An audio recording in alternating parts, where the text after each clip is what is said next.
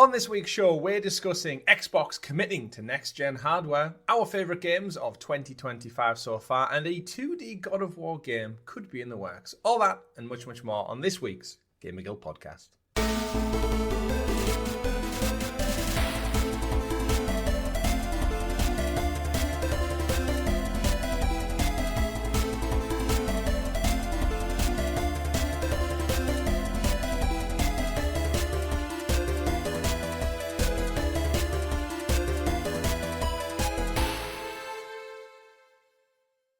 Good game, everyone, and welcome back to your weekly gaming podcast, the GamerGuild Podcast, where myself and my co-host Richie get together to round up all of the week's video game news for your listening or viewing pleasure right here on youtube.com, or available up there in the digital clouds on your podcast platform of choice. Just search for the GamerGuild Podcast or GamerGuildTV and you will find us there every Monday, 8 a.m. This show goes live, and it has done for 97 episodes in a row now.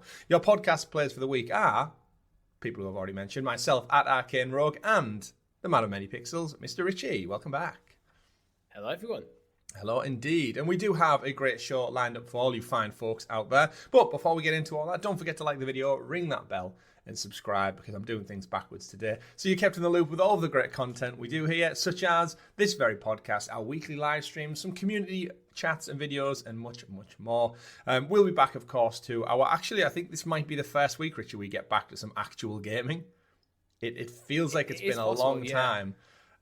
We've got a few things lined up. Let us know in the comments below what you'd prefer us to jump into. We do have Mario Kart. We have FBC Firebreak, which came up this week. And I'm sure there's a ton of other stuff, or we could get cracking with a playthrough or something. But do let us know in the comments below. And our Gamer Guild members, our guild heroes who support the channel extra little bit further, you probably have more of a say in that. So you might as well use your fantastic exclusive access to let us know and sway the vote to see what we'll be playing later this week. But in the meantime, Richie, we do like to kickstart every show with what we've been playing. So do us the honours. I've been playing Expedition 33. I haven't actually played that much this week. It's just been last week was just a very busy week and didn't get round to playing. I didn't actually touch it till Thursday evening. Wow. I actually was surprised because I'm the same. That's all I've been playing when I've got a moment. Yeah. And I'm still ahead of you, even though I don't feel like I've had any time to play this week as well. So I guess if you haven't and I haven't, then that's where we're both at. You did start a few weeks before me, so... True. I've got over the ocean now. With Escape, can you fly? Swim faster, no. Richie. I can swim, but that's the only thing I've unlocked with him, really. Okay, it's good. I do wish a couple of weeks in now that I know you can go to the map, but just like a kind of mini map for reference. I know it's been spoke about across Reddit when you're running through the areas. Just to know like what, because it does have some kind of paths of like where you can and some dead ends and some secrets. It would be nice, especially because this is from ex-Ubisoft devs, to just have some kind of tracking system to know where I'm at or which direction I should be going. And there's a few times I've gone off down a path and kind of thought, is this the main path, or if I'm looking for trophies and secrets and extras, how far do I go down this path before I hit a cutscene and then you're like, oh no, I'm trapped? What I've noticed actually with the main path tends to be like lit better. So sometimes I have little lights or flowers that are lit better than others, that kind of stuff to go, that looks like the main path to me. Let's go over here. That's a good point. Yeah. Have you done a bit of like kind of, when you first unlock Escape, a bit of more of exploring around the first kind of area you get to? I realised most of the stuff there is way too hard. Yes, I did some of the white Nevrons, or like the chromatic Nevrons. I've seen one or two of them. Yeah, I'll come back. I do believe you can do all that in mop-up as well, because they're just in like separate areas, so there's nothing that you can't just like track back to when you're higher level. I did a little bit of grind here and there, but then naturally you want to push the story on. So I'm a couple of chapters ahead, I think. I wouldn't say I was grinding. I was more exploring, and then I found like a few mini like what do you call Gastro mini games. Yeah, which can be quite fun, but also quite frustrating sometimes. Yeah, I found one. It was a platforming challenge. Could not do it for whatever reason. It didn't seem even that hard, but I just could not do it. Interesting. So I'm gonna have to come back to that. Yeah, and of course, this week as well, you also played some Pokemon. I did. That went up on Pokemon Thursday. Blue. How deep into Blue are we now? I've not looked for a few episodes. So I'm about to get my 6th badge. That's going to probably be the opening of the next episode, episode 9, which I haven't yet recorded. Episode 8 is... do you remember like when in the old games when you had to go through Silver Core and all them bloody warp tiles? Oh, yeah. Yeah. It's a massive building. It was like, yeah, I've done that. So next I'm going to go fight Sabrina, and then I'm on to heading over to Cinnabar Island. So I'm getting deep into it. You're getting there. Yeah. Did you use a guide for the tiles, or did you just wing it from memory? I tried to wing it. I was opening the videos like, after consulting the internet, the tile I'm looking for is on floor 3. Yeah. It's, so I'm honest about it. I tried, but it was like, at some point you just get... You have to. With today's sensibilities and the access to infinite tutorials, it makes sense that you lean on it a little bit. It's been a long time since I played Pokemon Blue, but if you play the remakes like Fire Red or Leaf Green, when you like open a new area, it comes up saying like floor 3, which can be very useful for navigating. Yeah, just to give you some reference point. Yeah. The old game doesn't do that. Yeah. You just dump in a floor that looks very, very much similar to every other floor because you have such a small like window that you can actually view of the area. It's like, I have no idea where I am. Yeah. I have no recollection of this place. Fantastic. Yeah. Good. It's ticking over nicely. And as I said, we'll be back to some gaming. I need to pick one for my playthrough. I'm leaning towards, at the moment, Uncharted 1. Just because I know you played through them quite recently to get a couple of platinums, and I've done The Last of Us recently, but I just think it's time. I'm getting that vibe for just some good old action adventure stories as well. And there's seemingly not. I say out loud, there's nothing major that I want to play right now, but I don't know how long Expedition 33 is going to take. I'm still deep into that one. I think, as I said, I'm a few chapters ahead of you. There's a couple of interesting story beats coming your way. You'll have to message me when you get to them, because I know our Discord was popping off about like some things at the end of Act 3 or Act 4, and I know Tom, who's finished the game now, was talking to him yesterday about it as well. So yeah, interesting stuff. Yeah. I mean, I've had a major thing happen that I wasn't seeing coming. Okay, I think I know what actually, I've got I've got the trophy now for all your party members. Okay, all right, yeah, I know what you're at then. Yeah. Interesting. But yeah, let us know. That's kind of where I left off. So. Let us know in the comments below what you're playing at the moment. It's always interesting to see what our audience is chipping away. If there's any recommendations you got for us. As I said, I was speaking to Tom yesterday when we took our families down to the beach, and he recommended a game called Alters, which I recall being announced, I think, at one of Jeff Keighley's events, but I don't remember too much of it. So it is in our Game of the Year conversation, which we're going to be discussing as part of the news this week. Aside from that, I've been chipping away at Mario Kart World. I've finished it. Finished, quote unquote, as you have, where I've got the 3 stars in all of the Grand Prix races. I've got them in all the knockout races. So now it's just kind of 100cc, 150cc replayability and unlocking all they have stickers within the game. So like every time you do something, you get like a little sticker. There's no real use or purpose for the sticker. Typical Nintendo fashion with having like no trophies. They just kind of, you've unlocked it, but there's no real reason for it. It's kind of an in-game trophy. Yeah, essentially. That's the only way you can really track what you have and haven't done in the game. And I did notice a post from How Long to Beat, which is IGN's kind of subcategory website, and it was like, how long to beat? 3.5 hours. For completionists, 105. So it's like the vast gap in just like what you would say is completed every race, done everything, seen everything, to actually getting everything is vastly different. Is complete, like literally do every race, finish every race. I'd imagine every star across every CC engine, and then every character and skin. So when you're driving around now, they have these like Happy Meal boxes that are in like Yoshi's takeout windows, and when you go through them, you get like a chili dog or a soft drink or something, and it gives you a little speed boost rush. So it's just like one of the red mushrooms. But when did you do it? Your character changes skin as well, and then that unlocks said skin within the kind of character tiles. So I guess that's the replayability there. You go through the races with different characters and hit these little drive-through points. And but with Mario Kart, I always think it's one of them things that I'm just going to play on and off for the next decade. So it doesn't really bother me that much when it comes to completionist levels of things. But yeah, that's what I've been playing this week. I was almost tempted to dive back into EA Sports FC 25 because it was on offer on the Switch. And then I didn't because I thought, well, the new one is out soon and the football season's off at the moment. But I wanted something different to play other than Mario Kart and Batman Arkham because it's like getting 20-year-old nearly. I mean, the football season is kind of off. But these are kind of friendly tournament that's going on, which I'm pretty sure exists entirely to satisfy the directors at FIFA's egos. Yeah, and no one's paying attention and the to bank balances. Yeah, I've been watching the highlights. But I've watched the you odd can thing. tell like the European teams are treating it largely as a end of training game. kind of thing. Yeah, absolutely. But the less said about that, the better. And we'll probably be playing some things in the coming future. There's a couple of Game Pass announcements, PlayStation Plus announcements, which we'll get into as part of the news. But Richie, we cannot get into that until you introduce us specifically to the graciously gathered GamerGuild Gazette, aka the news.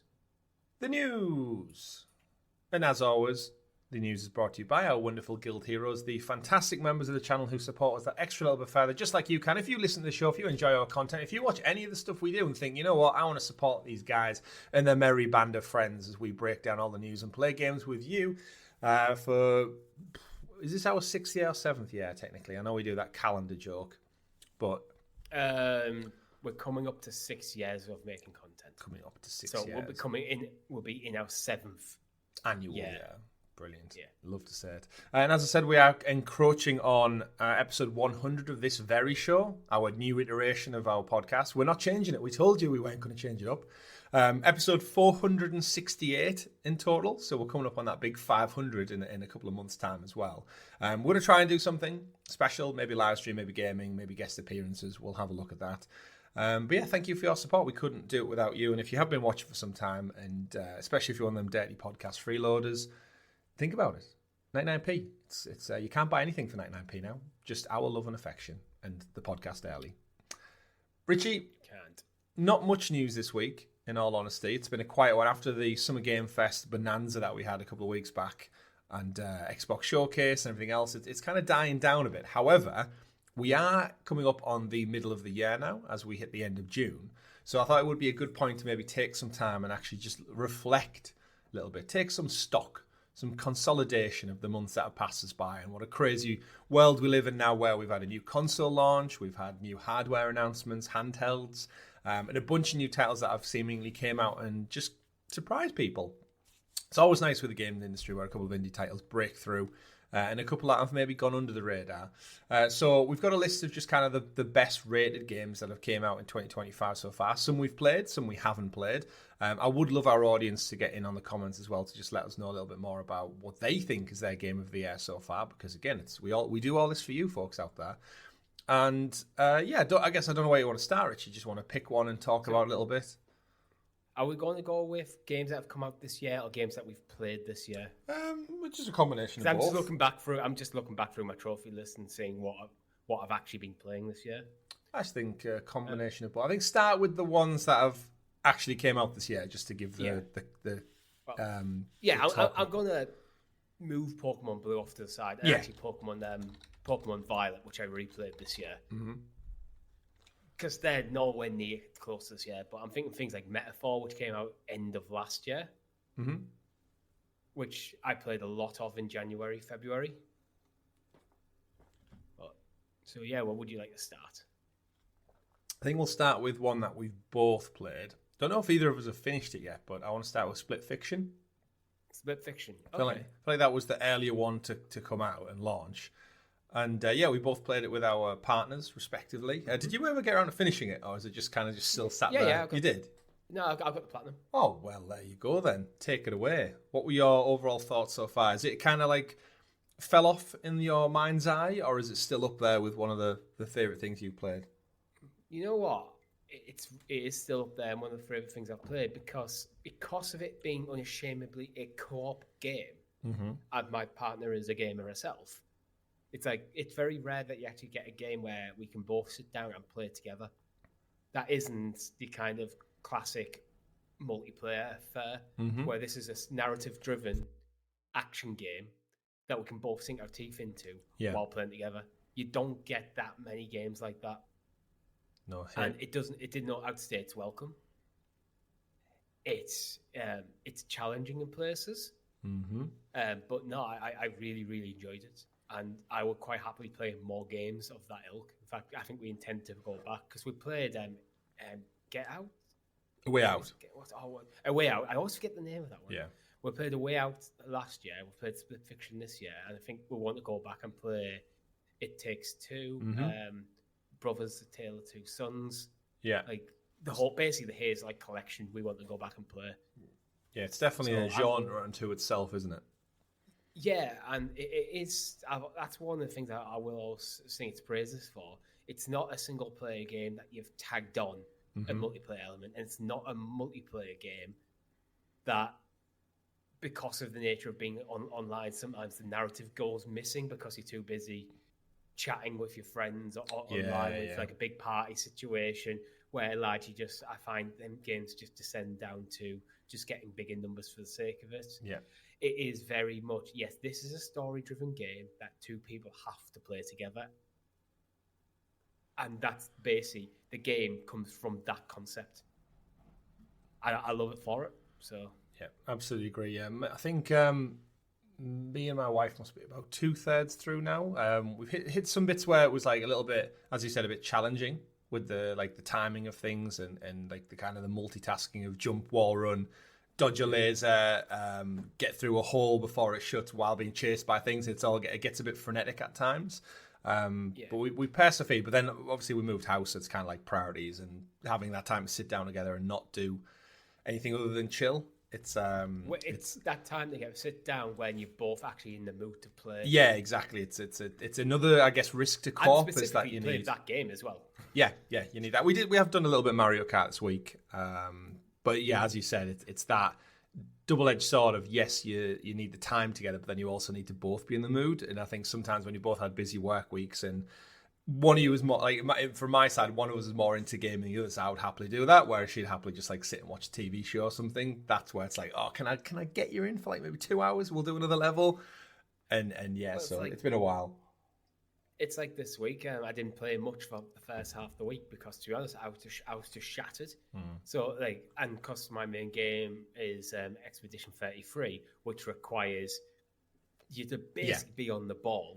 I was going, you know what? I'd love the story of that, but the mechanics of the battles I feel would frustrate the hell out of me, and my reaction time would be just not there. It's not there when I'm actually on form. Never mind when I'm exhausted. So you're just like, right, I don't want to play that right now, much as I'm loving the game. So yeah. Plus, if you're after them collectibles, you need to be focused on not just wandering past one by accident. It's something. Well, with Expedition, should we go on Expedition 33 because we're kind of talking? Yeah, we might as well get into it. Yeah, a little bit more. It's sometimes where it is punishing. If you go for a parry and you mistime it, sometimes your character's dead. What difficulty are you playing it on? Standard. I don't recall if I dropped mine down. I'm struggling with for my attacks. I can pretty much get perfect with every single attack, no bother. When it comes to enemy attacks, sometimes it's the way sometimes they wind up their attack. I just can't seem to get their timings down. It's they do the feint, don't they, where like they look like they're gonna hit you, and you're like dodge, and then you do like a little roll, duck out the way, and they're like, oh no, I'm just a bit slower than you thought, and and there's sometimes I'm sure that I've hit parry in time, it hasn't worked. But then they started throwing like the gradient stuff in you. And if you've accidentally, look, it's winding up, okay, I'm going to parry. No, they suddenly went to a gradient attack. And I've parried, then I've pressed the gradient deflection button and it just didn't work. So it's like, oh. Yeah, the gradient attacks have caught me out probably more than the rest, I think, because it's for those who haven't played the game, it's so far, probably, I'd say 10 plus hours in, they introduce another like level of combat where the enemies have, like, after so many moves, they basically power up for a special type of attack. And you can still parry it, but again, as Richie alluded to, the window of parrying is quite small because it is quite a niche attack, but everything goes like monochromatic, like black and white. Yeah. And if you deflect it, you don't have to get some hits back on them if you do manage to parry it. The gradients aren't too bad because when it goes black and white, right, I hit R2, I'm good. You've got quite a wide window there. Same with the jumps. That's actually quite... Yeah, the jumps are quite decent. Too bad. But if you press a parry or dodge before it, sometimes it just doesn't work. Because you're locked into the parry for a bit longer than it looks like you should be sometimes. And it's like, ugh. But you know what? I've found a way around because I just keep getting hit a lot. So I've give all my characters lifesteal. Yeah. Ah, right. Okay. Just get that. Just top that. Keep topping that health back up. But yeah, I guess we're not anywhere near the end of the game probably as it stands. And anything so far that you'd like to see from a sequel? Because inevitably there's going to be one. This game's going to be in Game of the Year conversations. It's going to win a ton of plaudits and awards. Any kind of quality of life things or what you'd like to see a bit more? Yeah, I think the quality of life we were talking about before we started recording is when you're in areas, I want a map. I want to just see where I've been in that area. It's just because sometimes you do get lost. All the different areas kind of have their own kind of aesthetic and all look stunning. But sometimes you walk around a corridor and walk around another corridor, walk around another corridor. It's like, this all looks the same. Especially in the manor house. So, yeah. So having a map so I can just have a quick glance, see where I've been. Yeah. I don't think that would be damaging to the game at all. I also want them to patch New Game Plus so you can carry your collectibles forward into your New Game Plus playthrough. Yes, yeah. I think there'll be a few quality of life. I missed a record in the prologue where I wasn't expecting to have any collectibles. Yeah, because it's just started. I'm pretty sure. Yeah, and I'm pretty sure I talked to everyone anyway. But I missed a record, and at the time of recording, that means I need to do another full playthrough. Would it not just... is a bit shit. Yeah. Now they don't carry forward, so you have to get them all in one go. Right. So yeah, I think my thing I missed in the opener is fighting the mime, but which I can do that separate. Yeah, Game Plus, go do it. Done. Yeah. But yeah. So I'm hoping by the time I get to the end that is something that's being patched because I've seen Reddit wanting it to be patched. Absolutely. So. In terms of the game itself, I don't think graphically they can do much different. It looks stunning and gorgeous. I think the voice acting is second to none. One of the things I would like is maybe just a bit more of an ability to track what you are doing. Well, I mentioned it earlier on, but like when you come across the monochromatic Nevrons, like you speak to them and they tell you the mission, and then you leave, and it's like, in 30 hours' time, how am I supposed to get back to this particular doorway in this particular point in this particular corner of the area to find this one guy who looks like a pile of rocks and remember, oh shit, he wanted me to go collect three things for him in another part of the area that I didn't have the ability to do then, so I've had to come back and just some kind of quest log so I can just keep things in order in my own mind. I think the ironic thing is, when you're at camp, you can write in Gustav's journal. Mm-hmm. Yeah. So they already have a journal in law. So even if they had it, so we're not going to give you a proper quest log. Mm-hmm. But when you go to camp and you're writing this journal, you can then access this journal, and anything like any interesting encounters like that are kind of listed, so you can have a flick through. Yeah. Absolutely. Oh yeah. But yeah, so far, what are you thinking for your Game of the Year watch then? Up there? It's up there. Yeah, it's definitely up there. At the moment, if I had to give my Game of the Year, I think I'd probably go to Oblivion over it. Wow. But I'm still early days in the story, and I feel like by the time the end, the strength of that narrative could win it out. Interesting.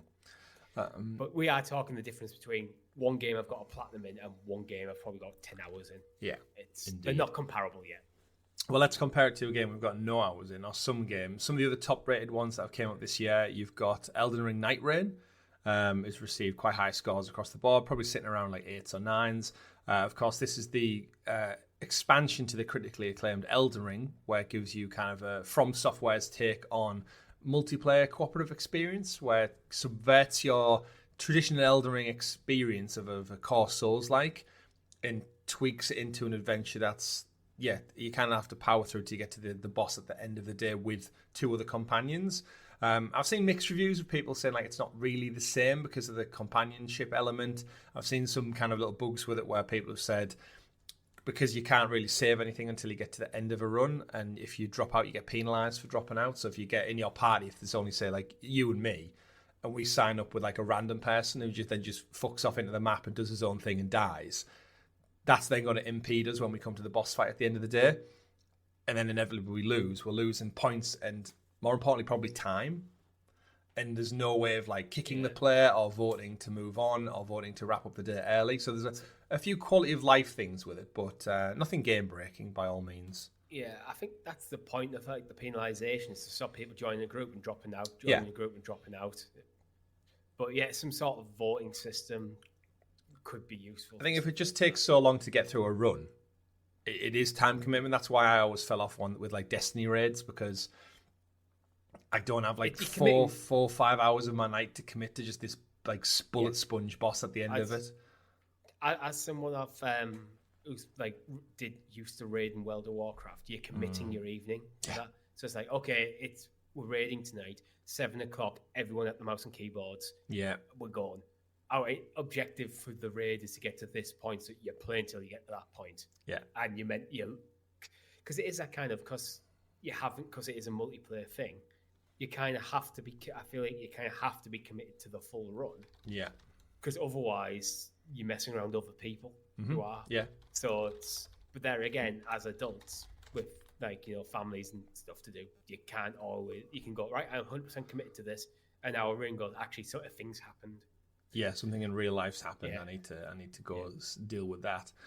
In terms of Elden Ring, obviously, we've said many times on the show, it's not our type of game. We respect it, but absolutely, it'd be naive of us to suggest that Elden Ring wasn't worth its salt. Not bad for a first attempt by FromSoft, I think. Every studio tackles this, I think, in their development cycles of, right, how do we produce a game that it is a live service game, but I guess without diminishing their core values of, well, FromSoft, Bloodborne, Elden Ring, Dark Souls, all them that traditionally are single player games with that little element of like people can leave messages and stuff within the world for you. So there is a connected element to the game. But to go all out of just 3-way fire team co-op roguelike essentially, it's a bit of a pivot and they've done it justice. They're taking the mechanics of Elden Ring and playing with the format. And you know what, if you're a huge Elden Ring fan who's pretty much done everything the game has to, but you adore that combat, then this is probably a good way of like really getting more out of the game while you wait for the next big FromSoft drop. And the next big one was it's probably going to be the Nintendo Switch 2 exclusive, right? That got revealed. Yeah, possibly. I mean, there's plenty of other Soulsborne like games out there. So but I think FromSoft is.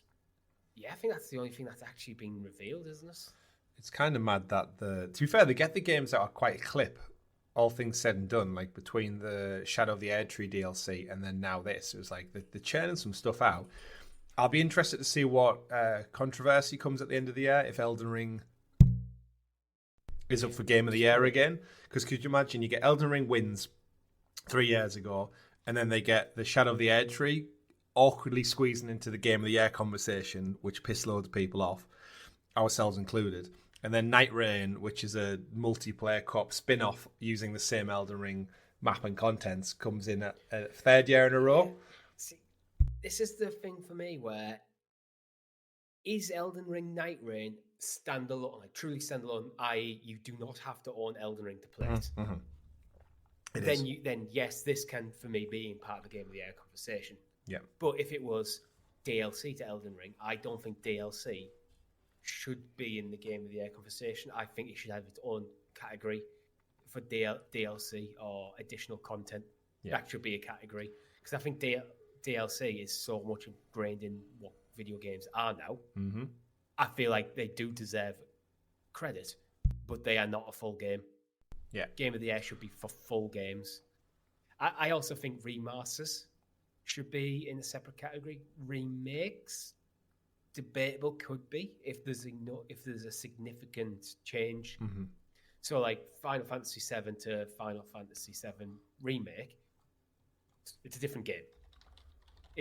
So that I would say could be Game of the Year. where I'd say Oblivion.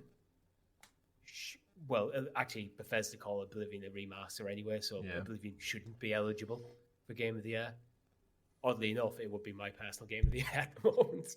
But by that criteria, I don't think it should be in the running because it should be in the remaster remake category, which doesn't currently exist. I'm sure our chat will hold you to account come the end of 2025. Moving on to some of the games that, again, have had high praise. Kingdom Come Deliverance 2, the very successful sequel to the original title, kind of came out and improved on everything from the original game. You're journeying through 15th century Bohemia with more, I guess, realism. It's thrilling combat. It's a polished overall experience. It's very much that deep RPG elements where you live your life as a knight in 15th century Europe. But it does have that element of reality where you can die pretty easily. I heard nothing but praise for this one, but it's one of them games that I kind of... It just goes under the radar a little bit. I don't know why. I don't know if it's the publishers, the developers. I know the original game got some tinge to it for character models and stuff like that. But yeah, where are you sitting on? When it came out, it was nothing but praise, and I'm sure there's people just playing it constantly anyway. But it feels like one of them that is, when especially it comes to like the mainstream gaming press, it feels like it's disappeared in the forefront of their minds for now. Come awards time, it might be right back in the focus. But I feel like it doesn't feel like it's a game that's entering the mainstream consciousness of gamers. So it's like either you're in or you're not kind of game. Yeah, it's one of those for me. I think it looks like you would have fun, but I feel like I just wouldn't really know what to do in it because it's so ground and real. And I know it's got like a thrilling story and stuff throughout, but just I feel like it's the deep RPG elements of it, a bit like Red Dead Redemption 2, where I got a bit. Are we really doing the like so granular that it almost like stops being a game and becomes more of a simulation? And I think that's where you lose me a little bit. Yeah, you want things to be a bit more gamified. It's like, well, even the combat with like I played For Honor, the Ubisoft one, and it was fun as the block lift, raise your shield, your different strengths of thrusts and stuff in first person. I'd rather just be in third person and bash stuff around and like. It's one of them games where for it to be fun, you have to be good. And when you're not good, it's not fun. And it's got quite a For Honor, it's got like quite a steep learning curve. Once you I feel like with something like For Honor, once you kind of got down to like the kind of more realistic mechanics, it's probably really fun. But when we played on stream, didn't we? Was it me, you, and Rob?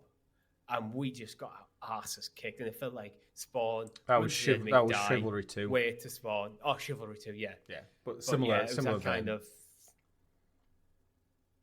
But yeah, I found it difficult. But Kingdom Come Deliverance 2, I think, deserves a bit more spotlight than it gets.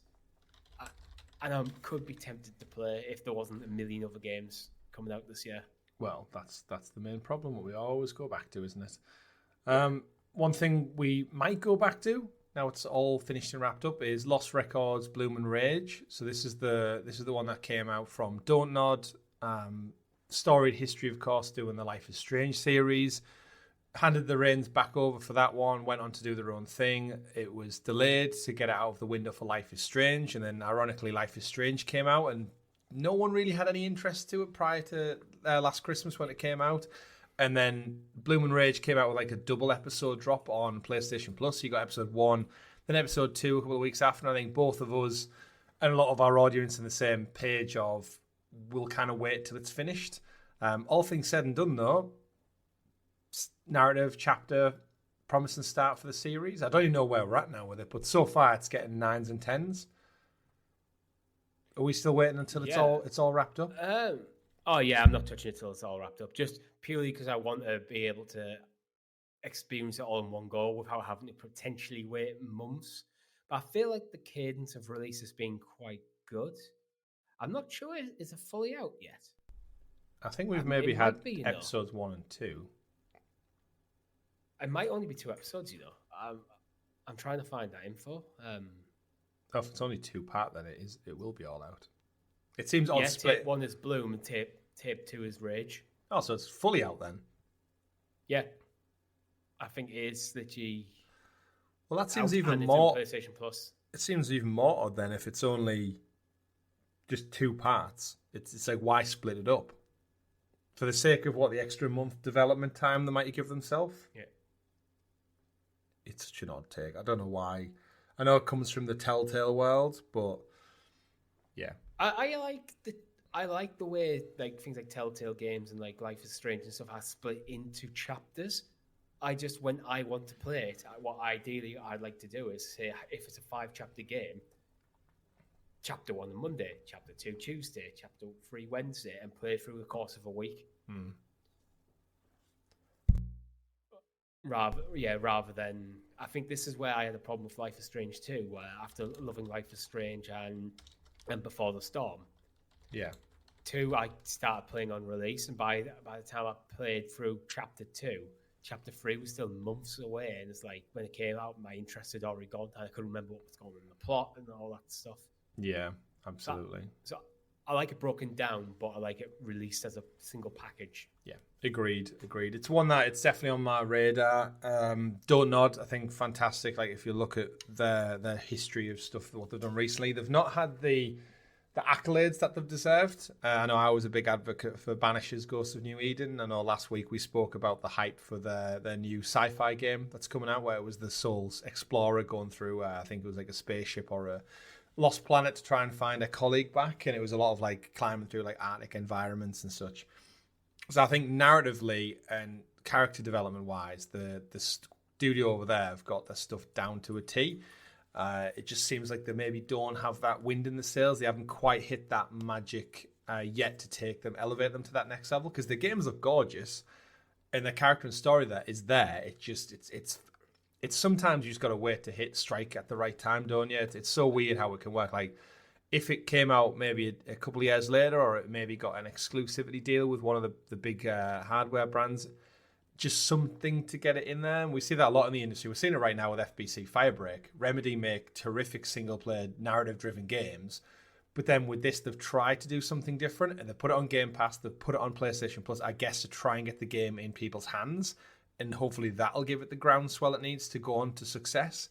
But it's such a throw of the dice with any kind of thing like this. And I hope Don't Nod do well.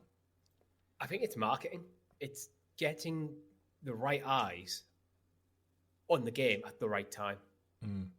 You're too close to a bigger title. People more focused on the bigger title. You could have a massive marketing campaign, but if it's the wrong people looking at it, then they're not going to be interested. So it's a bit of an art form.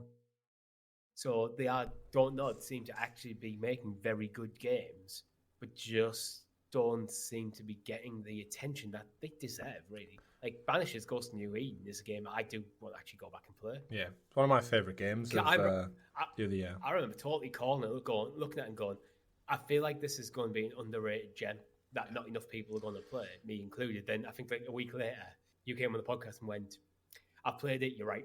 Yeah, it's fantastic. It's one of them, again, like you said, back to marketing stuff. If this was made by a Sony first-party team, like this was like Sucker Punch or Santa Monica or something, or like, oh, this is from the creators of God of War, you'd be like, yep, it's third person, it's got action adventure, it's got great characters, it tells a distinct story, the setting's beautiful, it looks gorgeous. You'd be like, yep, it's just a PlayStation first-party game and it would do well. But because it was Don't Nod and they maybe seemingly didn't market it as much, it just kind of went a little bit under the radar. And it's like, oh, it had all the trappings of a phenomenal game, but I remember thinking just lacking that. With Banishers, the gaming press weren't really talking about it as much as like, surely that's when they are meant to come in and go, don't sleep on this game, guys. But I feel like a lot of the gaming press now, I mean, I'm a big kind of funny fan, but it feels like they're just playing the zeitgeisty games. Yeah. Like on stream. Let's play Warzone, let's play Fortnite. Let's play Elden Ring, that kind of the stuff that's already popular, because that's what gets the views. Yeah. And that's how they earn a living. So you can't judge them too much for it, because it's literally what they need to do. But when I first got into kind of funny, I like them playing niche games that I'd never even heard of. Yeah. Yeah, similar. They did Uncharted week this week, and I dropped in to watch like them play Crash Bandicoot, Jack and Daxter, Uncharted again, Last of Us roguelike mode. It was like interesting to see they've done such an eclectic mix of games in the last week, more than they have done in years, because they've dedicated a week to different genres and such. But we digress. Lost Records, Bloom and Rage, seemingly complete now and superb, from presentation to relatable characters and great narrative-driven story. The other one, which we won't really lament too long on because I've spoken about it at length, is just Mario Kart World. It's more Mario Kart. I've said everything I need to say this week and last week about the exploration, the open world bits, where it could be improved, where it probably will be improved, and how long it takes to beat. But it'll win probably a couple of awards, I would imagine, just by proxy of being Mario Kart, like family-friendly game or racer. Yeah, it's definitely going to be in the mix for some stuff. Like, people have been asking for new Mario Kart for a long time, and we got it with the Switch too. So yeah, there's a lot of people comparing elements of it, which is like it wants to do things a bit like Forza Horizon with the open world element, but it just doesn't merge them together. So it would be quite ironic if Microsoft somehow drop a new Forza Horizon on us, like 6, because we think we're due one later this summer, and then it comes to like the racing category awards at the end of the year, and it's like Mario Kart World versus Forza, and it's like, actually, Forza's probably going to be the better all-round game because Mario Kart is such a known quantity, and that's not a bad thing. It just didn't do anything new for me to go, wow, this is a game changer. They've really elevated the type of gameplay and stuff. It's like, no, if you like Mario Kart, it's more Mario Kart. I've just talking about Nintendo. I've just looked at on the Nintendo store the Nintendo GameCube controller, $58.99. Like, that's pricey. That's for that controller. But people I will feel pay. like I probably Mate, £80 for Mario Kart's pricey. Yeah, for a game you can complete in 3 hours. Yeah, true. I feel like I probably won't be. I've got the N64 controller, but I probably won't be picking up the GameCube controller. Yeah. Moving on though, next up we've got The Alters, which is the one I mentioned at the start of the show. Tom recommended to me. So again, since that lad got his PlayStation Portal, I think he's playing more games than you and me possibly. Definitely is. Yeah. But yeah, he was recommending me. He was telling me about it, but both of us was trying to also stop our children from drowning in the sea at the same time. So it was a bit like, when you're listening, but you can't really take in what you're trying to be told. Yeah. But yeah, The Alters. So this is the Jeff Keighley announced thing. Came out. This one is an engrossing combination of base building, survival, and self-reflection that alters as a captivating experience managing a workforce comprised of your alternate selves. While you race to avoid being fried by a looming sunrise on a barren alien planet, it's consistently engaging, but it's moral dilemmas and interactions with your human resources that'll stick with you after the roll of credits on this sci-fi gem. So, from memory, the way Tom was explaining it to me is you have all these like essentially clones, like alternate versions of yourself, and you have to utilize them to get things done around your base. So, for example, if it was me, and maybe you needed something done in the engineering department, Richie, you would use a alternate clone version of yourself to go and do that job. But the inherent risk there is other versions of you will have to do riskier jobs and you might lose them. So it's like, would you essentially kill yourself, Richie, to get a job done? Like, and it ends up being a bit like Rick and Morty, where it's like, who is the prime Rick? At the end of it all, it's like, who actually has the say on who goes and does the job where you might explode and be blasted off into space. But you're doing it for the survival of Richie Prime. But at the same time, you are murdering yourself. And does that sit well with you morally? So yeah, Tom was explaining it, saying it's like but is there only one you after you live with a few versions? So I'm probably not doing the game quite as good justice, but yeah, I know what I mean. It's going into the moral dilemma of it all. Yeah, it's like it's got a bit like Fallout Shelter-esque nature to it as well, where like you all end up living in essentially like a space bunker together. But yeah, you've got medical and engineering and kind of all the other stuff. And Tom was absolutely like loving it. So again, he was the first one on Expedition 33, and now this one. So I'll take his recommendation. But yeah, just watching the trailer back at the same time, I'm like, I do remember it. And I think you and me thinking it was quite trippy and weird. I didn't realize it was out. To go back to our don't know thing about marketing, I haven't really seen anything about this being out. No, me either. I remember like covering it probably at Game Awards or something. I didn't realize it dropped though. Yeah. June 13th, so just this past week, it did drop and come out. But yeah, it's, as I said, receiving very well reviewed. Very well reviewed, that's not even English. It's being very well reviewed as well. One of the other ones I'll touch on, because it's probably arguably one of the biggest releases of the year, I guess, is Assassin's Creed Shadows. Commercially, yes, but I feel like the further we get away from Assassin's Creed Shadows, the more it feels like, oh yeah, there was an Assassin's Creed that came out this year. Yeah, and I think with the looming drop of Ghosts of Yotei coming out, it's almost like you're already cooked a little bit because it's going to look visually better. The story's probably going to be better. I feel like since it's come out, there's already been a handful of more interesting games come out. There's absolutely nothing wrong with Assassin's Creed Shadows. It's a perfectly good game. Serviceable, yeah.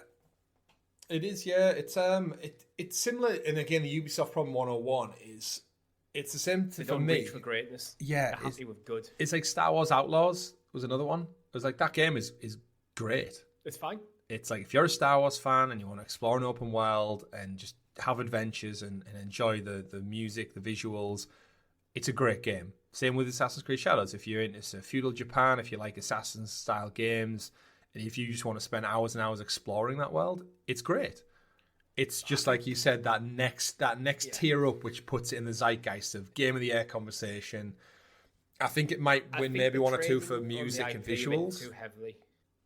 Yeah, I think they're trading a bit too heavily on the IP. When you look at something like Expedition 33, which was made with a fraction of the staff and a fraction of the budget, and it looks better, it plays better, the music is amazing. It's like you can see a definite step up in quality and ambition. And Expedition 33 was ex-Ubisoft devs, so it's not a talent issue. There's something at the moment I think I felt for a long time about Ubisoft where it feels like they're spending a lot of money, a lot of time and effort, but not quite getting what they want. They're never making bad games. Yeah. I don't think Ubisoft have made a single bad game in a long time. They're just not making games. Like, I was very much all in on Assassin's Creed Shadows, but by the time it came round to play it, Oblivion would drop and go, actually, I'd rather play that. And then I'm at Expedition 33, and I'm probably not playing it this year now. Yeah, just gets knocked down the road, doesn't it, a little bit? But yeah, I think you're right. The Sunfall Interactive, that's 30 people, and Ubisoft's in the thousands. And it's almost like that problem of, is it a game made by committee at this point of like, well, we need to have this, we need to have that, we need to do that. And then no one sat there going, should we do a story? It's not focused. The story's really good. Yeah. The game doesn't focus on us. And it's similar in every branch of work. And you'll be familiar, I'll be familiar with. It's like sometimes there's just too many chefs in the kitchen. And a simple message or a simple objective can get muddied when it needs to pass through so many hands or so many checks or so many time frames, and emails go back and forth and people don't get back to each other. And then before you know it, several months has passed. Thousands of people have looked at it, and it's like, are we any closer? It's like, not really. But if you'd have given it to one or two people and went crack on, you'd have probably made more of a dent in the production pipeline. Yeah, what I feel is the problem is with the game, it comes down potentially down to the game director. Is the game director's job there to check off all the box so a good game gets released, or is the game's directed to drive the vision of the game and make sure all the systems interworks? Like, I felt like the way they handled the story and all the assassinations really got them rings on the map rather than what it used to do with Assassin's Creed. As someone who played 2 last year, where the narrative drove Ezio through his journey. Yeah, Absolutely. There's collectibles and open world sections and all that sort of stuff, but the narrative drove Ezio. Where now it's you just get these like, oh, here's a bunch of assassination targets, go kill them, and when you kill them, you learn a little bit more, and then get several rather more than having a story beat that drives you to go kill that person. Yeah, just you outside found the opening cutscene. Yeah, you found a letter, go to this location, what the letter suggests, kill a person, bring the letter back. It's like, okay, you're completely you kill right. this person to get close to that person, but it's not. Yeah, and that's where Ghosts of Yotei is going to showcase hopefully what it should look like. We don't have long to wait, so hopefully that'll remedy it.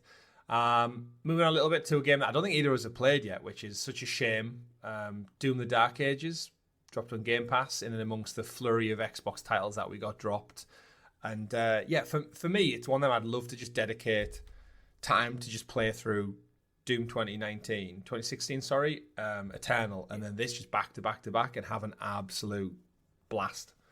Because they're fun. That should be what we do. Maybe that should be a stream. We'll do it because I'm actually going on holiday in a couple of weeks. Mm-hmm. So maybe we hold off starting starting like a series till I get back, and maybe we'll look at FPC Firebreak, Doom the Dark Ages, maybe chuck some Mario Kart, chuck a few things, random one-offs in there. Yeah, works for me. Yeah, but I just look at it and I think like every time I see more of this game, I'm like, God, it looks so fun. Pregnant pause. Yeah, I completely agree. It's just time to play everything.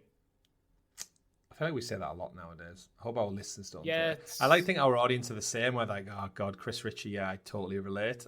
As opposed to sitting here going, God, do these two ever fucking shut up about not having time to play things?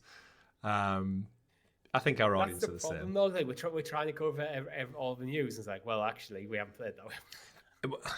The ultimate irony to remember, folks, listeners out there, podcast freeloaders, is that the time we could be playing games is we're recording this show for you, we're gathering news for this show for you, we're editing this show for you, and we're publishing and posting this show out for you. That's a good, I'd say 4 hours of our lives at least that we could be playing games every single week. And then that's just not even discounting the live streams and everything else that goes on behind the scenes too. Not that we're bitter about it. I like to sleep occasionally. I used to like to sleep until I had a child, but yeah. And then I guess final ones, which we won't get into Firebreak because it's not really came out so far this year. I'd probably say... And we're planning to play it anyway, so... Yeah. Monster Hunter Wilds, I guess, is the standout one for me that we've not touched on. Also, because it's not our type of game, but sold absolutely millions. Capcom smashing it, as per usual. I do feel like Monster Hunter Wilds has kind of gone a bit quiet. I know they usually rely on like the DLC packs and stuff to keep it ticking over, but I felt like the last one was just huge for about 6-7 months and still was successful. I felt like this one came out to huge fanfare, but then it's tapered off a lot sooner than I would have maybe thought it would have done. What's its player base looking like? Because it might just be a case of we're not hearing about it. Well, you tell me. I'm not too sure. It's again, I know it was just more of the same. I reviewed brilliantly. They said they've took everything from the last one, so in the game refined it more. The story, the characters, the narrative throughout. The monsters are more grand. There's more variation. Just as fun, and yet, even like the usual channels on socials that I see who would traditionally always play it, I've been hyped for it. I don't know if it's just been an extra busy year and they've moved on to play other things. Yeah, so the all-time peak, looking at Steam DB, so that's just looking at Steam. The all-time peak was 3 months ago with 1.38 million players. Oh, that's popular. Yeah, it is. It's 24-hour peak, so we're recording this on Sunday, the 22nd, is 18,468 players. Right now, there's 11,827 players. I think it's fine. It's doing fine. It's still quite a big drop-off, though. Oh, yeah, but I feel like a game is going... You're always going to get that. It does have a few spikes in like the charts. So it'll be the DLC. Yeah. Not DLC, like the monthly drops and stuff that they do, like new monsters and such, quests. Yeah, so on the 28th of April, 99,000 people were playing. Yeah, that was the first big drop, I think. Yeah. So I think it's probably going to sit around the 10 to 20,000 mark to get these spikes as new content comes out. Yeah. Because it might just be a case of a lot of the hardcore players have completed the content and just waiting for the next drop to jump back in. That is usually the risk. Yeah. Cool. Okay then. Folks, let us know in the comments down below what your game of 2025 so far is. Is there anything else you've been playing? Anything you'd recommend for us that we should check out on the channel? As Richie said, we've got a couple of weeks to kind of dabble around in, see what else is out. Anything we've majorly missed, I think. Actually, you know what? One I didn't touch on, which is definitely in my Game of the Year conversation, is South of Midnight. All right. That was one that, like, I think it's... I think because it was like a much shorter game, and I made a point of trying to get it out the way before I think I moved. I was like, no, power through, because I don't want to get 80% through a story-driven game and then have to leave it at like the final chapter. So I think I like really powered through, and because it was on Xbox, I wasn't like specifically looking for trophies, so I did just like kind of mainline it. Yeah, game's great. I think so far, I haven't finished Expedition yet, but I kind of have that feeling that Expedition's going to pip it like quite quickly, just because it's doing all the right things. But I thoroughly enjoyed South of Midnight. I think you will as well. I think your girlfriend will. It's one of them where 15 hours of your life. I think all the things that caught us when we saw it at the Xbox Showcase the previous year of like visually looks great, art style super interesting, characters brilliant, combat fun, and I think both of you and me just appreciate just exploring like a different culture that we've never really experienced before. And the great thing about the medium of gaming is you can spend time reading up about it more if you want to, enjoying the music as you're exploring around, learning about the characters and the mythology, and that kind of like. I didn't realize like the bayou and the swampy parts had like their own deep dark mythology of like creatures and characters that'll like come and steal your dreams in the middle of the night, and like they're all based in like true things, and the game just exaggerates them for storytelling's sake. But yeah, music was phenomenal. If this doesn't win some kind of music, but then again, Claire Obscura's got some fantastic music. Like it's, I will say one thing: the Game Awards Symphony Orchestra presentation where they do the medley. I'm not a banger every year, but yeah, this year is going to have such rich pickings. You're going to have South of Midnight, you're going to have Oblivion, you're going to have Claire Obscura, you're going to have Elden Ring in there. Ghost of Yotei as like, well. There's four. Ghost of Yotei, it's just going to be awesome. Stacked. Doom? Yeah. Doom's going to be in there. Yeah, you're going to have this random pivot halfway Mario through. Kart. The soundtrack to Mario Kart is terrific as well. It's like 20 years of Nintendo boiled down to like just some beautiful sounds. Yeah, I again, I know I recommend to you, but South of Midnight's definitely one I think you should not skip if you get a little pocket window, maybe where Assassin's Creed Shadows has fell off your radar. That's 100 hours you're going to get back. Yeah, true. Squeeze it in. It's definitely on my list of games I want to play. Yeah. And I do actually have a list of games I want to play. And in the future, Richie, we will be playing those games most likely on some new Xbox hardware. Moving on from Game of the Year Watch 2025 to some actual news this week. As I said, it's quite a week. Xbox announced the next-gen console strategy, promising deeper visuals and backwards compatibility. We got a video from Sarah Bond, randomly drop on YouTube this week, to reveal part of their multi-year agreement with AMD that includes working on the next generation of Xbox consoles. So we knew they were committing to hardware, but it's always nice when they come out and just like reaffirm, like, no, we're not going anywhere, Xbox fans. Like, yes, everything's an Xbox now, including your kettle, but so is your next Xbox. Yeah. She went on to basically talk about like the next gen hardware line. No like key details, but it will include console, handheld, PC, cloud, and accessories. And then she goes on to hint at how the next generation consoles will be in your living room and in your hands. And I quote from the video, "I'm thrilled to share we've established a strategic multi-year partnership with AMD to co-engineer silicon across a portfolio of devices, including next-gen consoles in your living room and in your hands." She then goes on to say that they're going to deliver the next generation of graphic innovation, resulting in deeper levels of visuals, as well as immersive gameplay experiences enhanced by the power of AI, that magic key buzzword. And then says, yes, the next generation of Xbox is coming to life, and this is just the beginning. We can't wait to show you what's next.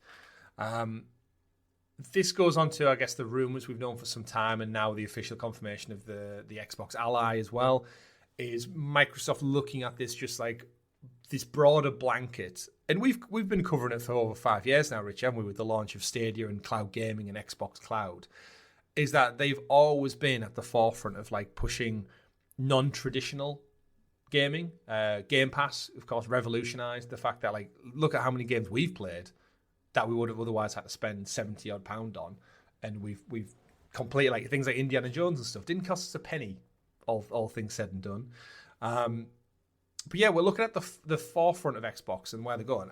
I think we're probably individuals who've maybe been able to see the bigger picture for a lot longer than most people. When everyone's out there going, oh, Xbox is dead, they're in third place, all this and that, is we very much sat here almost every week and said, yes, they're in third place, but they're still selling millions and millions of boxes. And then we're sat here thinking like cloud, now Stadia's gone, their cloud gaming is arguably one of the best. Game Pass is undeniably the best value in gaming. They've bought more studios than we have hairs on our head. And we're starting to hit that point now where the cadence of game drops is so rapid, we can't even keep up. So if you're like a teenager who's got nothing to do in your life other than sit and play games, you are eating better than anyone has in the history of gaming ever. For as little as, for what do we pay, $14.99 a month?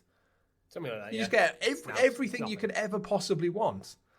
And then now you can also play it on anything. So it's like their industry, their branch of Xbox, it just covers it. And it's like, I understand where they've had to put a lot of investment in. But I think in a world where all we talk about is layoffs and cuts and budgets and shares and all the mundane, boring shit, I actually think Xbox, out of the three of them, they're spending the most. They're trying to do the most different. And I think they're making essentially positive moves.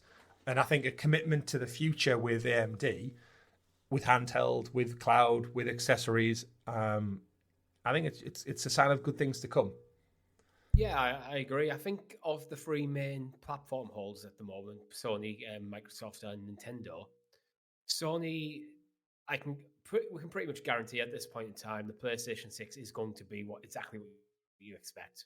It's going to be the next line in a long history of PlayStations. You're going to have to the big thing, I think the big change will be probably no physical games. I think that could be a thing for Sony, because I feel like that's the way it's going.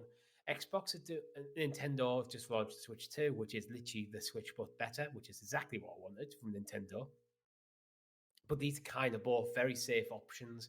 I feel like Microsoft are the ones being the most kind of creative with the business strategy around things and how they're delivering the games and how they're basically putting it in the hands of you to decide how to play their games. Especially now they're coming to Sony and to Nintendo with a lot of their first party titles. They just want you playing their games. That seems to be the main focus for them. Yeah, they are, for all intents and purposes, just like a third-party publisher now. But the only people who dictate that to being a bad thing is the gamers and the gaming wars and the gaming press, where it's like, well, actually, as a business, having your products in as many places as possible, giving access to as many games as possible, the path of least resistance, Richie. You got a phone, you can play games. You can't afford £80 for a title, there's Game Pass. There's almost like no reason why this isn't a good thing. But because I think the history of the industry, and people are like, oh, well, look what happened to Sega, and they're in third place and all that, but you think like, well, that's not the be-all and end-all when it comes to business and longevity. And I think as gaming costs go up, and we've seen studios like across the board suffer, like Ubisoft, one we spoke about already today, and layoffs and such, is this the worst case model, or is actually some of the more proactive moves that are going to set them up for the next 10 years? And I think that's what we've always spoken about, haven't we? It's not about the now, it's about the next 10 years. The cloud gaming was about the next 10 years. And that's why it annoyed us so much when Google threw the towel in after 3 years, because it's like we saw what the future could be with the next generations and the kids that are growing up now, and that's all they've ever known is their phone. With Google throwing the towel in, it felt very much like, because they didn't get the start they wanted, that they give up. When it's like, surely when you were sitting down to develop this thing, you must have been having conversations about this is going to be a long-term investment. There might be a slow upkeep, but as long as we keep supporting it, keep improving it, and getting the games over, eventually you will have that potential snowballing effect where because Google Stadia literally had the ability to play anywhere, which Xbox has now stolen. Yeah, play anywhere. So it's definitely an alternate universe that you could be in, but I think it's mad to think that, I know we've said time and time again, but I think they sat in a room, shareholders, and got their budgets together and didn't think it would take at least 10 years. Like, Xbox didn't really hit gold until the 360s. That was already a second generation in. And they basically like tapped out before they even got any first party games done. And it's like, I know. We won't go into it too much though, because we're talking about the future of Xbox, but it just makes you think, doesn't it? It's like, well, as much as everyone's given Xbox like criticism, they are committing to the future of gaming. They're trying every avenue possible. They're doing as many things. And again, this is from a third place position, so they have to be aggressive. But as a consumer, I look at it and go, right, so now I'm going to have an handheld option. Now I'm going to have an option to have Steam and stuff and playing on those devices as well. They support backwards compatibility more than anyone else. I also have the option to play hardware-wise if I want to. I can play on my PC if I want to. I can stream it if I want to. And hell, if I want to play on my PS5, I can do that as well because all the games are coming across the PS5. So as a consumer, my options are seemingly endless. So why anyone would not like that? It's a baffling take for me. As a gamer, not a business person, it's better than you've ever had it. So enjoy it. Any takes on just AMD partnering with them? I'm not really into the whole chipset world, but I know AMD aren't as big as Nvidia. But I feel this is by the books. AMD have typically been provided cheaper option cards that can almost go head to head with Nvidia. So quite often in the PC building community for a long time, AMD was actually probably the smarter choice in a lot of ways, unless you're going for like top end power, because you could get almost an equivalent performance for cheaper. Things like like AMD, it was a super effects resolution and DSSL or whatever. That stuff, I think have changed it, and the AI capabilities of cards definitely have changed things up a bit. I'm not sure where things stand right now, but they've partnered with one of the big two GPU manufacturers, really. I know Intel are kind of involved. But I don't know where that stands right now. All things said and done, it's those business commitments to the future of hardware. So that means that they're in a deal with AMD to produce the seemingly next Xbox console, the next handheld, whatever that looks like, that they're in it for the long run. So long may it continue. Moving away to some video game talk, we've got a rumor that the God of War, rumor that's been going for quite some time actually. There was rumors of a reboot and then a remake of the original trilogy, or just the first one. Was it a spin-off where Kratos goes back to Greece? It turns out that as the kind of details slowly leak out more and more about this title, this is a 2.5D Metroidvania style game, which will be going back to Greece, but it's not in the typical style we've came to know from God of War over the last kind of 6 or 7 years. They're looking for it in a similar style and scope to the Prince of Persia: The Lost Crown that came out last January, right? Lost Crown, I think so, Yeah, because it was in loads of Game of the Year conversation. This is from Giant Bomb's Jeff Grubb. He said the title is very much on its way, but it's been internally delayed to 2026 at this point, so it looks like it's going to need a little bit more time in the oven. Richie, where are we sitting on a 2.5D? We know there's been rumours about a spin-off God of War series, maybe focusing on a trace. We know Cory Barlog has a separate team in the works, and he has been doing for many, many years now, while Ragnarok was into production, into launch, into post-production. He must be getting ready to show off whatever his game is. I don't think this is it. I think this is a 2.5D Metroidvania game. I think that's probably going to be shipped out to someone else, kind of like Horizon Lego Adventures was. I think this is probably a second-party deal that's coming. He's the IP.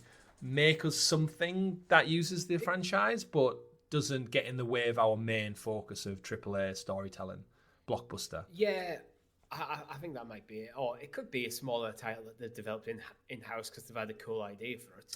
Yeah. But to be honest, God of War does lend itself really quite well to a Metroidvania style. Actually, the God of War reboot games are kind of Metroidvania in a way, in the 3D element. Yes, I would agree. As you unlock new abilities, you can get to new areas, and you're constantly having to backtrack and go down different routes.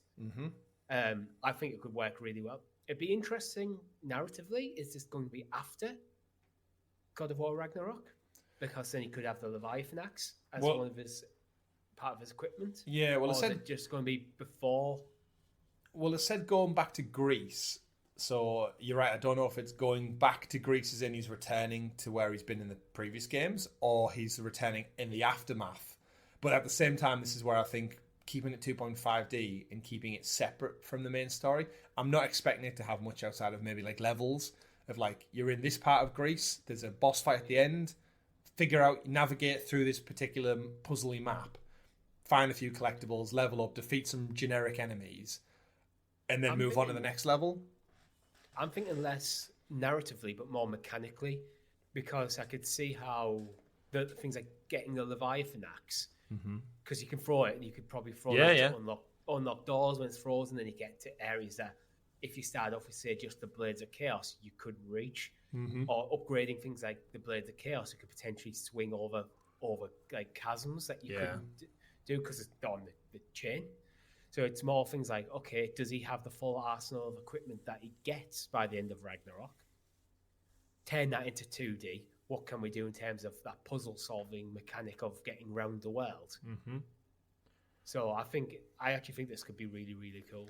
Yeah, it works. And we've said a few times before, like, I would quite happily take a lot of PlayStation IP made into different games. I think Horizon would work really well with this type of game as well, where just like, give me a little tiny cutesy story where the characters have maybe a cartoonish art style to them, or they look a little bit different, or maybe retro pixelated, and let me run left to right, kill enemies that look like Horizon. Imagine like little... Horizon would definitely work. Like, you've got your bow and arrow. Just different arrows for your bows, different types of bows to get around. Different robot dinosaurs to climb on, but from a 16-bit pixel perspective. Imagine just Horizon music bopping off in 16-bit. And then, you get the end, you fight a big T-Rex, and you get some skill points, you get some XP, you add stuff to your attributes, and then you go on to the next level, which is another lush environment, and you keep going. So, I'm all for Sony exploring this kind of thing. It's been rumoured to be delayed, but also we haven't had an official announcement, so take, I guess, everything with a pinch of salt. It might never see the light of day.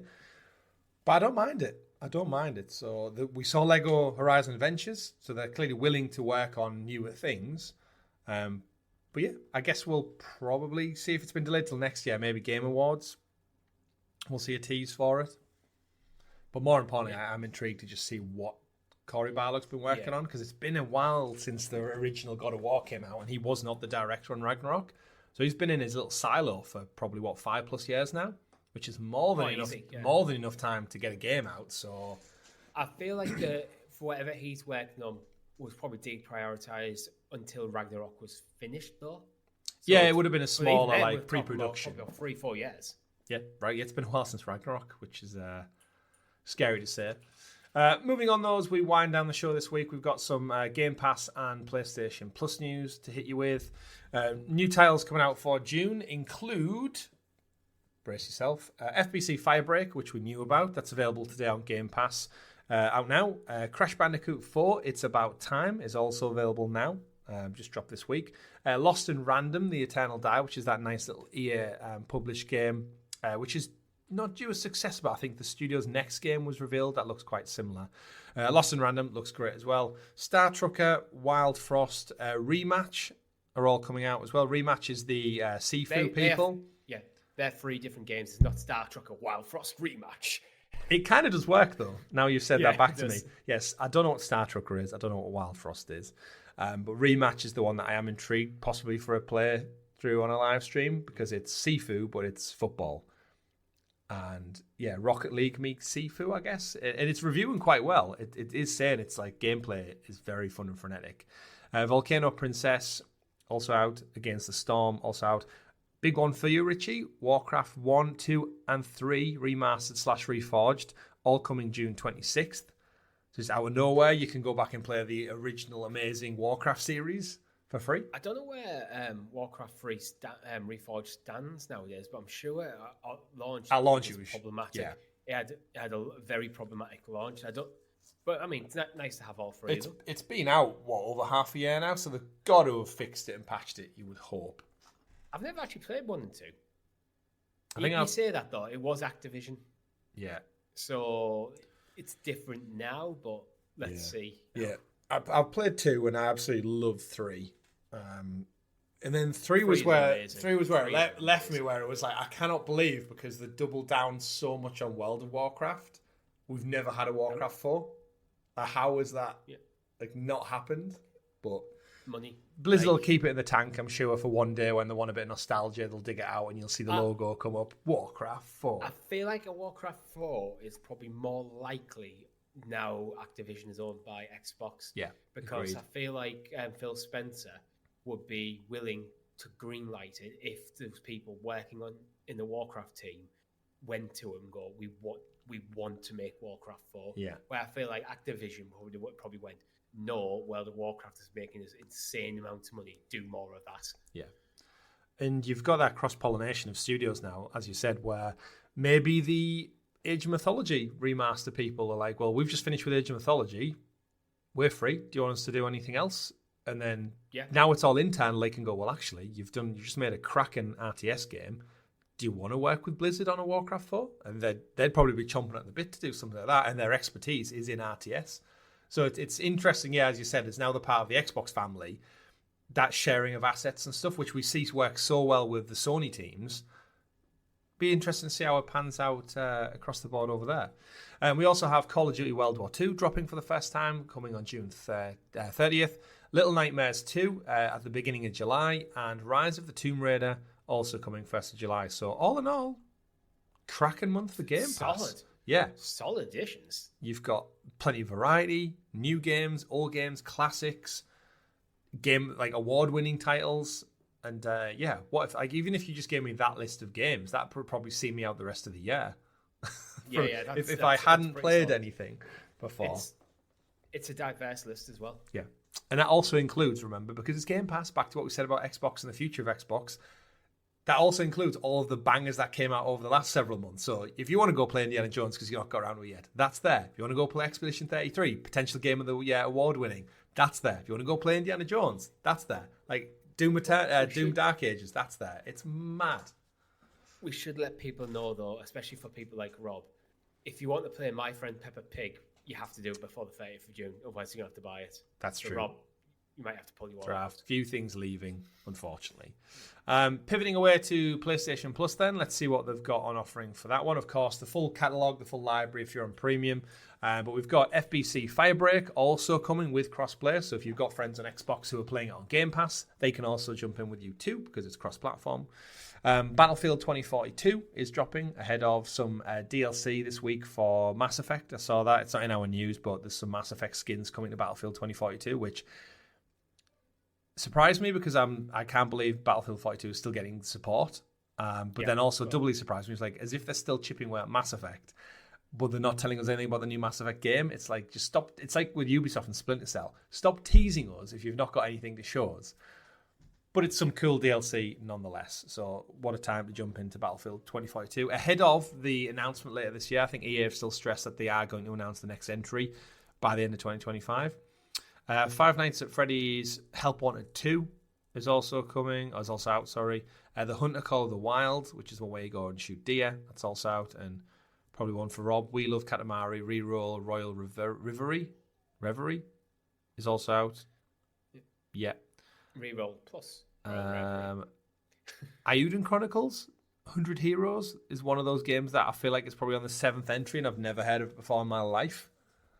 Yeah, I feel like it's a weird deep cut JRPG. Yeah, that I'm not familiar with. The font and characterization of the art style makes me think it's exactly like what I think it is, but I'll not lay judgment.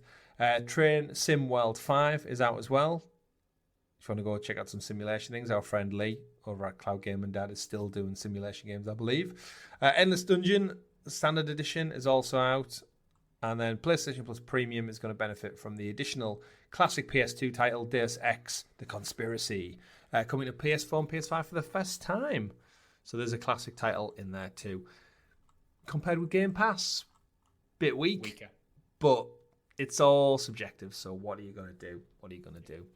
Final stories, Richie. One of the ones I wanted to touch on is Nintendo Switch 2. As much as it is off to a flying start, it does appear that, according to some reports, Christopher Dring over at thegamebusiness.com specifically, is that sales figures from the Switch 2 launch event, even though it sold over 3.5 million, is the percentage of games that are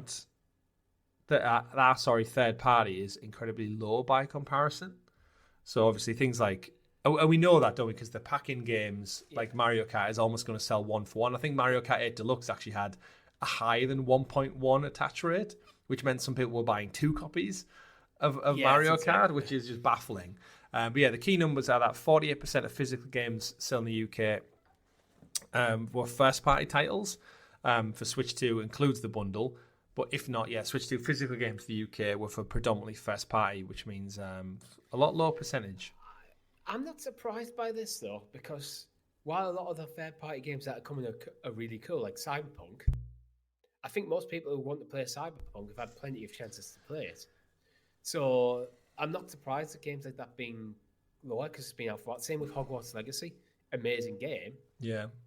But you've had quite a lot of time to play. And I feel like we're in very much the early adopter phase as well, where I feel like most people getting a Switch 2 either have a Switch or have another console at this point. I feel like the numbers may change come early next year after that first Christmas. Yeah. So if you're buying a Switch 2, I dare say most people are buying it right now for Mario Kart or to check out something like Tears of the Kingdom, like a Nintendo first party running new hardware, and maybe interested in picking up something else. Yeah. I reckon Split Fiction is probably a great title for the Switch, though. Yeah, it's something I've experienced myself. Well, I know I joked and said I'd bought like Arkham Asylum and such, but there is that thing where it's like new shiny console, not really much new to play. Like, I've enjoyed Mario Kart, but don't get me wrong, I keep looking at the online eShop and going, what do I want to play? Like, I feel like I want something new, and there's nothing there. And again, Mario Kart's great, but it kind of kills half an hour to an hour here and there. I want something to like commit to long term. Mario Kart is one of them things that you want permanently installed, ideally digitally, on your Switch, and then you will never delete it, because once in a blue moon you just go, I fancy a game of Mario Kart, and you play it for an hour, and then you put it down and not touch it for 3 weeks. Yeah. But I think you're right. I think having all the older games is great. Cyberpunk apparently runs surprisingly fantastic. And you've got all the other things. I'm not surprised by the low sales in them. Like, yeah.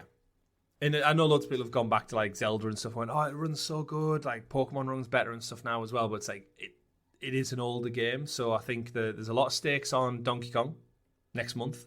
We're probably, 3 weeks out from Donkey Kong now? They had a direct. I feel like everything's going to be absolutely. Oh yeah, I don't think anyone's worried. Like, I just think it's a bit of a. It seems like a good launch lineup on paper, but then I think if you are already into gaming, it's been there, done that, which is where I'm at.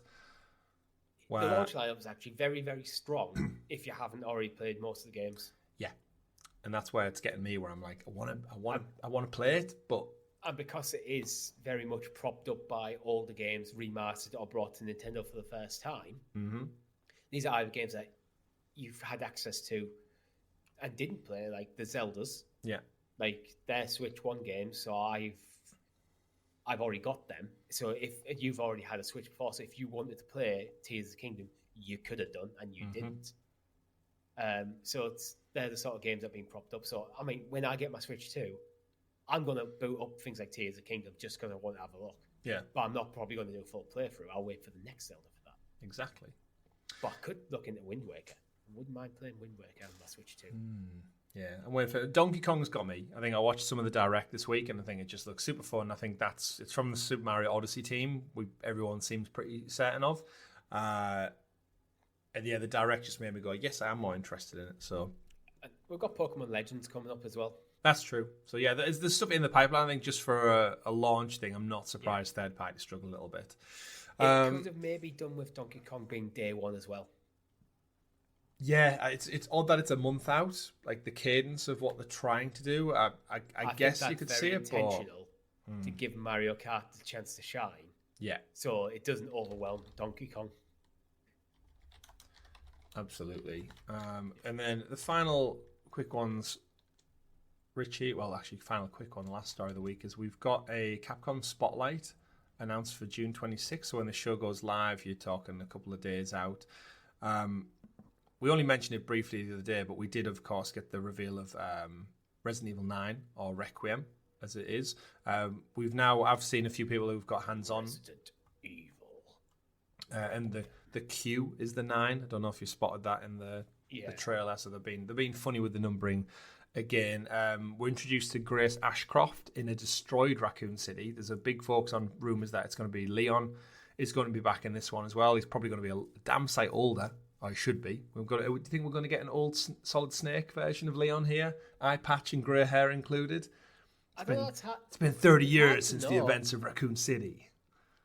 But he's back. But it might also be in game only been like 10 years. I'd kind of like him to be aged up though, just to make it feel different. But yeah, we get Grace Ashcroft, which apparently her mother has been in other versions of Resident Evil, but I'm not 100% up on the lore of that one. But this spotlight is going to focus on Resident Evil Requiem and Pragmata, which was the sci-fi game with the little girl on the shoulder who had like special laser powers and stuff. Cool.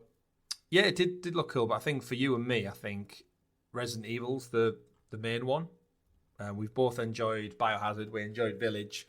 I'm still waiting for them to get back and bloody do the 1 remake before I actually commit to the series and kind of play catch up and I guess complete the circuit in a weird way. What, Chris? What about this? What if they didn't do a Resident Evil 1 remake, but they brought Resident Evil 1 remake to Switch Online? No. Because they've already done it for the GameCube. Yeah, but that's old as shit now. You were talking about a GameCube controller. When the remake is really old. Yeah, I want it in the RE engine is what I want. I want to be able to sit there and play through 1, 2, 3, 4 in the RE engine, enjoy Biohazard Village, and then Requiem. There's still a bit of a gap with 5 and 6. I did play 6, actually, with one of our friends in co-op mode, and I enjoyed it, but it wasn't like... It's more action than it is horror. So I don't really remember anything of it. I feel like running around 5 and 6 are the kind of dark horses of the Resident Evil franchise. I feel like they should do 1 and probably 0 and maybe Cub and Veronica, that kind of thing. So they've got and stuff. Then focus on the newer stuff. Yeah, they've got stuff in their tank to make, like, again, just I guess kind of totally revitalize the series and complete the circuit. Give them 5 and 6 a remaster, but not a full remake, just to get them there. I think they'd like to go back in and tweak it more, like they did with some of the elements of 3 and 4 remake, where it's like actually take the good bits, improve the bad bits, and kind of repackage it. But who knows? I'm still clambering for them to do a bloody Dino Crisis remake. That's still set. While they're doing Pragmata and another RE and all these remakes, it's like, yes, I love the thought you're doing Code Veronica. I love the thought you're doing 0. Do Dino Crisis. I want to see dinosaurs in the RE engine. Come on, do it. But in the meantime, Requiem looks great. We had news this week that it's both playable in first and third person. So we found that with Village, if you recall, with the Rose DLC, that was in third person, but then later on they added the ability to play the full game of Village in either, which I don't know how I feel, because I think sometimes the first person perspective has added a lot of elements of horror to it, but then you can't deny their roots being in classic third person, walking down a corridor, something jumps out at you kind of horror. So I like the options there. I just hope it doesn't hamper the director's vision of the game. Yeah. But yeah, Requiem, February, so it's not too far off. So I'm hoping the spotlight's probably just going to show us another character or two, no doubt. Maybe another boss fight or two, glimpses at it. But yeah, not too long until we return to Raccoon City, Richie. Not too long indeed. And I believe we might have the full playthrough of Village up on the channel soon. I saw you tinkering behind the scenes. Yeah, to be honest, I edited that about 6 months ago and completely rendered it. Wow, so just sat there. I was cleaning up my hard drive and went, the project's there, all the files are there. I opened the project, but the main actual video is there. I checked on the channel, I was like, no, I haven't uploaded it. Went, probably should get on that. There. Yeah, so it is on the channel, but I was in the middle of like sorting the Pokemon, and I was having to empty my hard drive so I could actually render Pokemon, because my hard drive was full. We'll get into that stage. So I literally let them both render overnight and just chucked it straight up. So I haven't dealt with the description or anything yet. Well, there you go then. So it'll be coming out at some point. Some point soon. But that's it for this week's episode of the GamerGuild Podcast, of course. Let us know in the comments below what you're playing this week, what your expectations are for Capcom, what your game of the year is so far. If you haven't done so already, head to the description, find our Discord link, and join myself, Richie, and a bunch of wonderful gamers over there who talk shop every single day, pretty much in a various list of categories. And just enjoy the world of video games. Richie, we like to end every show with this day in video game history. We're recording on a little bit later this week, June 22nd. Any particular standout titles for you through yesterday? Final Fantasy 16. 2 years ago. It's already 2 years. I know. It's insane, isn't it? Yeah, that makes sense. Just after Hogwarts Legacy, I think I moved on to that one. So that makes sense. Let's have a look. Anything in history? Oh, June the 23rd is an absolute banger of a day. Oh, yes. So June 23rd, 34 years ago in 1991, we got Sonic the Hedgehog on the Genesis. Then 29 years ago, we got the N64. The actual N64 in Japan, 1996, which was, of course, accompanied by... Ape Escape 3 years later in the PlayStation. No, Super Mario 64. Super Mario 64. Super Mario 64, 29. So Mario 64 will be 30 years old next year. Damn. Yes, 1999, 26 years ago, we got the wonderful Ape Escape, which has seen a bit of a resurgence thanks to Astro Bot and Metal Gear Solid. 25 years ago on the PC, we got Deus Ex, the original. That's pretty cracking. Let's scroll down, see if there's anything else. Legend of Zelda Phantom Hourglass on the DS. A game I could never get into because it used the stylus as part of its control. It was a bit weird. It wasn't terrible, but it's like, it's not what I want. I found a painful one. What? Batman Arkham Knight, 10 years ago. On PS4 and Xbox One, just your reminder that Rocksteady have done nothing good since, other than Suicide Squad, which came and went. 13 years ago, we got Pokemon Black and White 2. Wow, so June seemingly a good month for video game releases. Yeah, you got consoles.